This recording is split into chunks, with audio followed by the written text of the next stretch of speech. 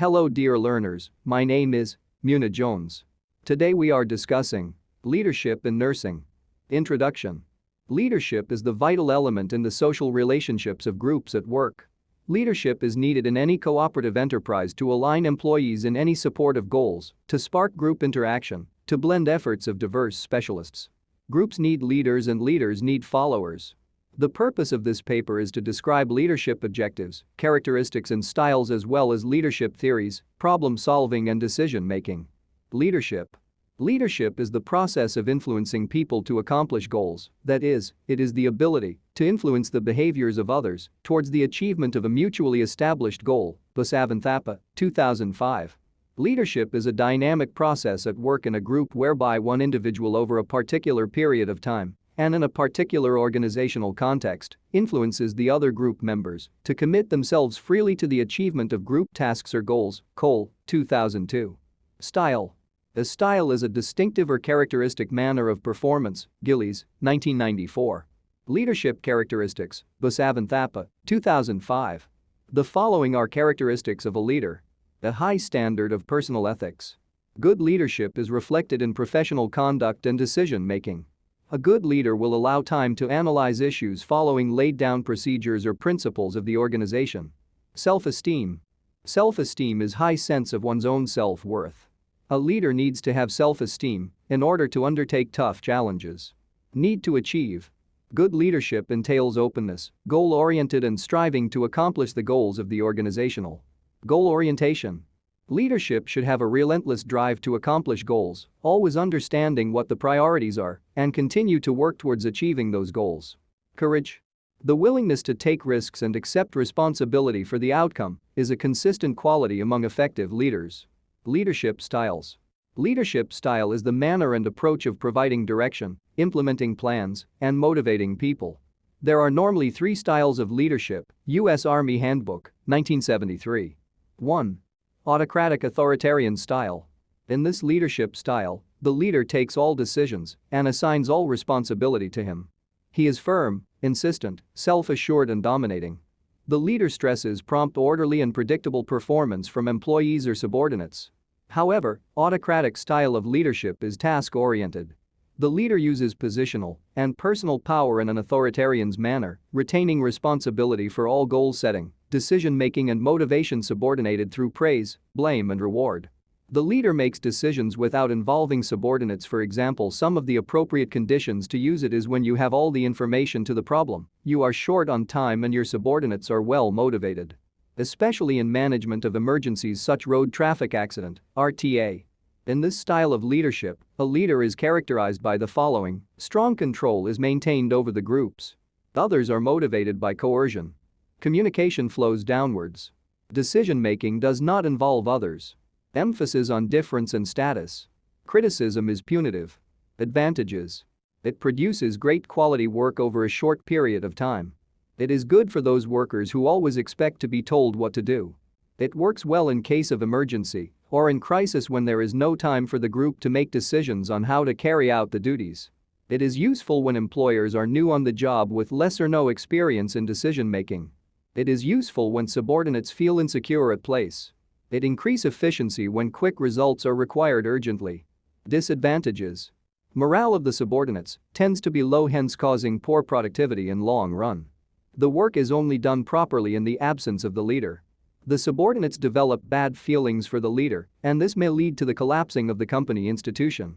It builds the spirit of independence and less originality. 2.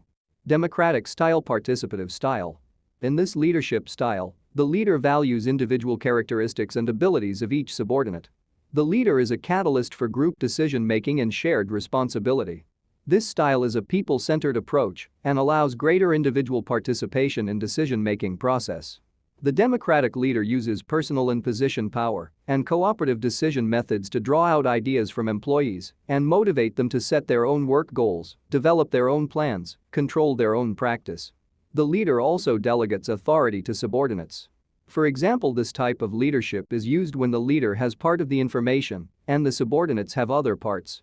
Using this type of leadership is not a sign of weakness, rather it's a sign of strength that your employees or subordinates will respect. Note that a leader is not expected to know everything, hence the reason why knowledgeable and skillful people are employed. In this type of leadership, a leader is characterized by the following: less control is maintained. Communication flows up to down. Decision-making involves others. Emphasis in we rather than I and you. Criticism is constructive. Advantages: the workers are dedicated to work because they are able to express their own view. The workers are exposed to new ideas. It produces strong motivation among workers as there is no one to disturb them. It builds up greater satisfaction and learning among subordinates as they share the ideas and correct mistakes together. It provides an opportunity for staff to change towards work. Disadvantages: there is slowness in getting work done. There is a lot of time spent to compromising ideas before the final decision is made. The decision tends to be diluted in an effort to please all the people involved. An error made by a single man is likely to affect the entire institution. 3. Laissez-faire style. Delegative free rein, let alone. This style is also referred to as the freedom style or permissive leadership. This type of leader denies responsibility and abdicates, fail to carry duty, authority to the group, i.e. the leader leaves all decision-making and responsibilities to the subordinates. The leader allows the employees to make decision, however the leader is still responsible for the decisions that are made. This is used when the subordinates are able to the situation and determine what needs to be done and how to do it. The leader cannot do everything but must set priorities and delegate certain tasks. Note, this is not a style to use so that you can blame others when things go wrong, rather it's a style to use when you have a full trust and confidence in the people below you. In this style, a leader is characterized by following behavior: he or she is permissive with little or no control. Motivates by support when requested by the group or individual. Little or no direction is provided. Communication is between members of the group and upward and downward. Decision-making is dispersed throughout the group. Emphasis on the group. Criticism not given. Advantages: subordinates tend to become creative in a free and informal working environment. Subordinates also have a lot of freedom and carry out work at own rate. The leader has time for other duties. It is suitable method when dealing with intelligent people who are aware of the organization objectives and are to follow them diligently.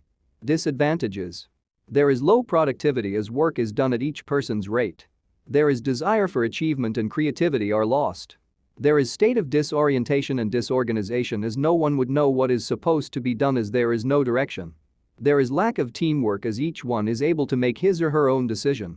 There is tendency of putting one's interest first than those of the institution. Types of leadership: authoritarian or autocratic, participative or democratic, delegate or free rein.